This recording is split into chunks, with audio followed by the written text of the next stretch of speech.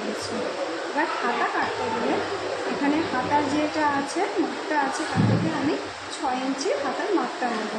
মোড়া হাতার ঝুল হচ্ছে 5 ইঞ্চি, এই ঝুল হচ্ছে 5 ইঞ্চি।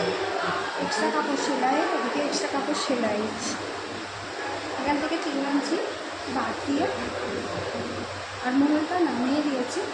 নামিয়ে দিয়ে হাতার যেটা বেরিয়েছে আরমোলটা বেরিয়েছে এইভাবে বার করে নিয়ে হাতাটা কেটে বার করে নিয়েছি। হাতা এখান থেকে আর এই হাতাটা কীভাবে জোড়া হবে সেটাই আজকে আমরা সেলাই করে দেখিয়ে দেবো।